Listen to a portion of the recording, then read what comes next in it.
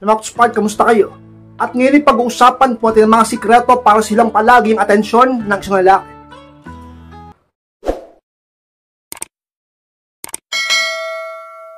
At kung handa na kayong lahat, masarap po tayo. At muli, be inspired!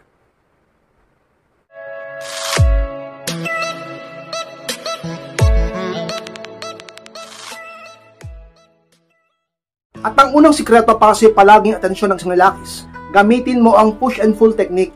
Yan ang unang sikreto kay inspirado pa lalaking mahal mo, ay talagang ikaw palaging isipin niya. Alam nyo mga inspired, kung mamamaster mo ang bagay na yan, sigurado ang isang lalaki ay mababaliw sa'yo, sapagkat hindi mo siya masyadong mababalidate at palagi ganyang mamimiss. Alam nyo mga inspired, ang mga taong marunong gumamit niyan ay marunong ng game. At kapag marunong ka ng game, talagang hindi ka may isahan at hindi ka iiwan. Alam nyo mga inspired, sa pag-ibig, sa isang relasyon, hindi puro puso, hindi puro pagmamahal, dapat ginagamit mo ng utak at teknik upang ang lalaking mahal mo ay ikaw lang palaging ibigin, hanapin at kapaliwan. Ika-inspire, ano bang ibig sabihin niyan o paano ba yan? Push and pull technique. Alam nyo mga Spark, sa umpisa dapat ay nagpapakita ka ng pagmamahal at talaga namang ka-inspired todong effort sa kanya. At dapat masanay siya doon, biglang isang araw ay titigil mo lahat yon. Kung noon sobra-sobra ako magparamdam sa kanya, kung noon lagi kang available at ikaw pa palagi ang unang nagchat o tumatawag sa kanya, at talaga namang lahat ng oras mo, panahon mo at lakas mo binibigay mo sa kanya, biglang isang araw biglain mo siya ka-inspire sa pagbabago mo, biglang manlamig ka sa kanya, biglang itigil mo na ang sobrang pagme-message sa kanya, huwag ka na rin masyadong tumawag pa at huwag kang lalong magparamdam palagi, upang ang lalaki ay ma-curious at maging mysterious ka para sa kanya. At kapag ikaw ay naging mysterious sa lalaki sapagkat pabago-bago ka, ang lalaki ka-inspire mapapalo sa'yo, sapagkat noon pa ay sinabi ko na sa inyo na kapag kayo ay palaging nasa utak at isip ng isang lalaki, ay mas lalo siyang nag-i-invest sa'yo dahil ka-inspired. Ayan ang gusto ng mga kalakihan. Yan ang gusto namin. Ang babaeng hindi easy to get. Ang babaeng talaga namang binibigyan kami ng palaisipan. Hindi yung babaeng ibinubuhos ng lahat sa amin. Mas lalong hindi yung babaeng habol na parang aso sa amin. Dapat marunong ka magpa-miss.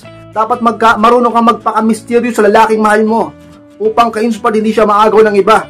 Ka-inspired, paano mo masabing hindi siya maagaw ng iba? Sapagkat ikaw ang number 1 sa utak niya o nag-isa sa utak niya. Alam nyo kung sino ang nasa utak ng lalaki, yun din ang nasa puso niya. Tandaan niyo yan, ka-inspired. Kaya dapat ikaw nangunguna palagi sa isip niya.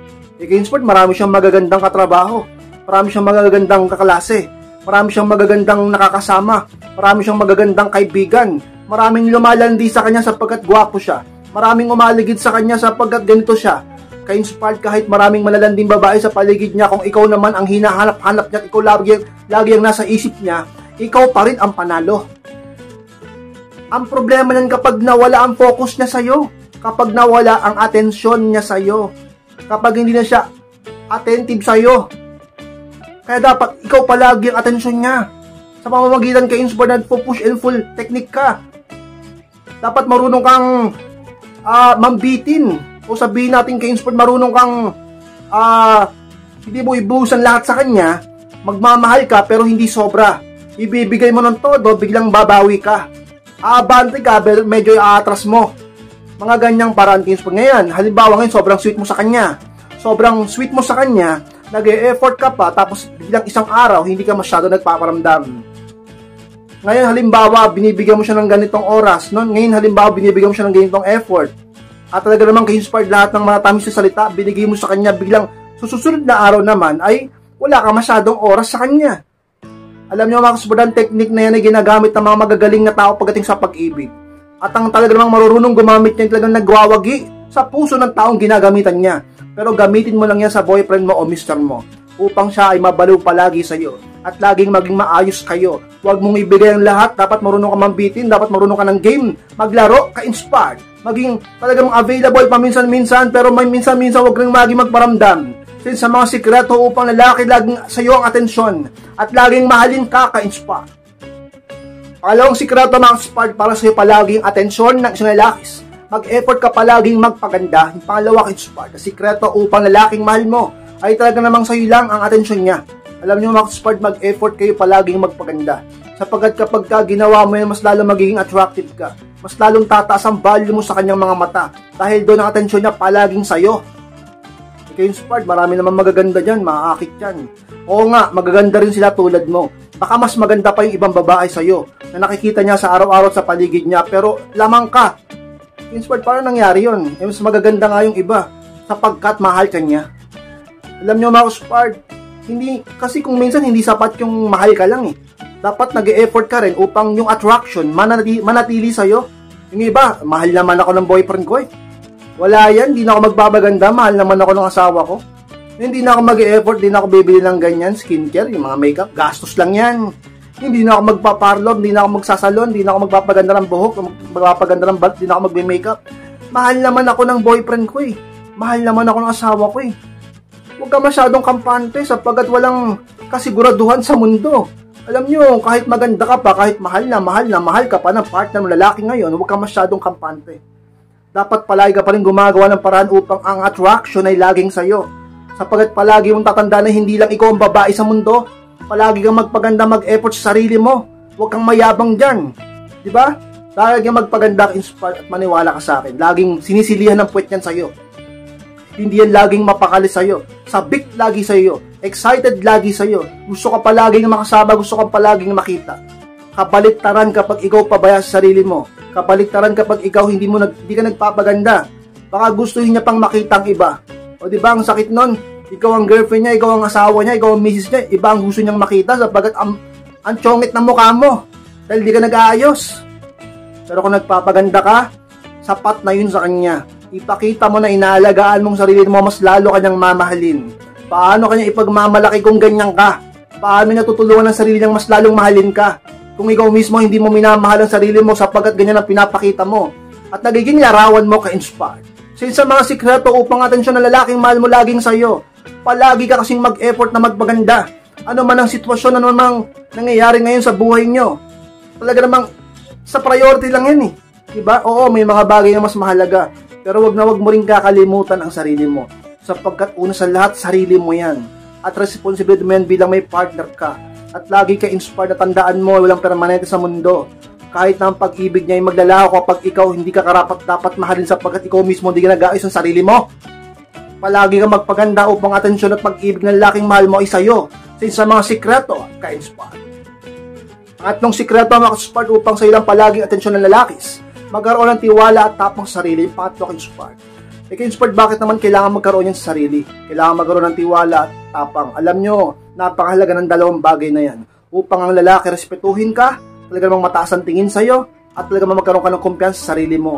At talaga namang ka-inspired ng lalaki matakot na mawala ka. Alam nyo, kapag wala ka ng bagay na yan, ay sigurado ka-inspired ng lalaki mamaliitin ka. At masyado siyang kampante na hindi mo siya iiwan. Diba? Pero kapag alam niyang may tiwala ka sa sarili mo, alam niyang matapang ka, talaga namang ka-inspired. Tingnan natin kung hindi magdalawang isip na magloko yan. Tingnan natin hindi magdalawang isip ka-inspired na gumawa ng masama yan sa iyo, sa inyong relasyon. Magpakita ka ng kumpiyansa. Una, ang pagkakaroon ng tiwala sa sarili ay nagpapaganda lalo sa babae. Kahit maganda ka pa, kung wala kang tiwala sa sarili mo, nakakababayan sa aming mga mata. Diba? Kailangan magkaroon ka ng tiwala sa sarili mo. At pangalawa, napakahalaga na dapat meron kang tapang. Ka-inspired, bakit meron tapang? Dahil ka-inspired, kapag ang lalaki ay talaga namang sumusobra na sa'yo, kapag ang lalaki talaga namang umaabuso na sa'yo, dapat marunong kang pumalag sa makatwirang bagay at sitwasyon. Hindi yung sabi ni ka-inspired, matapang eh. Kaya nakipagbulyawan, nakipagbugbugan ako. Hindi ganon.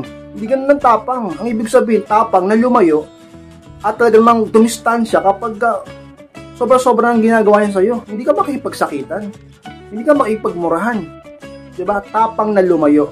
Tapang na hindi magparamdam. Tapang na sumuko. Tapang na makipaghiwalay. Tapang na hindi magparamdam. At talagang tapang na dumistansya muna kapag hindi ka na nare-respeto, pag hindi ka na pag tinitiis ka na, pag binabaliwala ka na, ganoon. At tiwala sa sarili na kaya mong bumangon, na kaya mong mag-improve, na kaya mong talaga namang ka-inspired hindi magparamdam hanggang sa matauhan siya. Kapag nakita ng lalaki na may tapang katiwala sa sarili mo, na iwan siya, na lumayo sa kanya, maghahabol yan sa'yo. At ang attention niya, ka-inspired, talaga man laging sa'yo. Sa mga sikreto upang lalaking mahal mo, talaga man ka-inspired, mas lalo kang mahalin. Ang atensyon niya ay hindi mapunta sa iba at sa'yo lang. Magkaroon ka ng tiwala at tapang sa sarili mo. Kapag nakita niyang meron ka niyan, gagalangin ka niya at mamahalin ka inspired. Pangapat na sikreto ma-inspired upang atensyon ng lalaki palaging sa'yo is dapat palagi ka niyang maisip, huwag laging magparamdam. Yung pang-apat ka-inspired. Oo, ka-inspired. Kung gusto mo ng atensyon ng lalaki, ang utak niya talaga namang ka-inspired, lagi nakafocus sa'yo. Ang isip niya sa'yo lang lagi nakatuon, huwag kang laging magparamdam. Napakahalaga na dapat palagi ka niyang naiisip upang ang pag-ibig, interest, value, attraction, at ang init ng kanyang pag-ibig at pagtingin sa'yo, laging sa'yo lang ka-inspired, hindi mapunta sa iba. Pero kapag ka laging available, palagi kang talagang binibigay mo lahat ng oras at panahon mo sa kanya, focus at attention mo laging sa kanya, iniikot mo palagi yung mundo mo palagi sa kanya. Palagi ka nakabantay, palagi ka naghihintay, palagi ka naghahanap, palagi ka nababaliw, palagi ka naghahabol, palagi kang sobra kang magmahal. Ang lalaki ka-inspired, talagang pagsasawaan ka, iiwan ka at manlalamig sa'yo, maaaring maghanap ng iba't magloko sa'yo. Pero kung gusto mong init ang kanyang pag-ibig at pagtingin laging sa'yo, ay huwag kang laging magparamdam. Napakahalaga ng sikretong yan ka-inspired upang ikaw ay manatili sa pag-ibig at puso niya. Kaya nawawala ang pag-ibig niya sa puso niya sa'yo eh. Dahil sobra-sobra ka na kung umibig sa kanya. Nawawala ng paghahabol niya sa'yo. Hindi na siya masyado nag-i-invest, nag-e-effort sa'yo. Masyado ka ng easy to get. Wala na, ka-inspired, hindi na nag-iinit ang talagang tambut niya sa'yo kasi nga, ganun ka na lang kadali. Ikaw na palagi ang naghihintay at naghahabol sa kanya. Napaka-needy mo pa. Talagang nagagalit ka pa kapag wala siyang masyadong paramdam sa'yo. Lahat ng demand, dinedemand mo na sa kanya. Hindi ka marunong magpa-miss. Hindi ka marunong magpaka-busy. Wala ka bang ibang pinagkakabalan sa buhay mo kundi puro na lalaki sa isip mo? Ka-inspired. Tandaan mo yan. Since sa mga sikreto upang ang atensyon ng lalaki laging sa'yo. Dapat palagi kanyang naisip. Dapat huwag kang lagi magparamdam. Wala ka bang pinagagawa sa buhay mo? Mag-focus ka sa mga pangarap mo. Mag-focus ka sa pag-ehersisyo. Mag-focus ka sa pag-aaral, sa self-improvement, sa pagpapataas ng value mo, sa pag-abot ng mga pangarap mo. Hindi puro pag-ibig. Ang pag-ibig, susunod na lang yan sa'yo.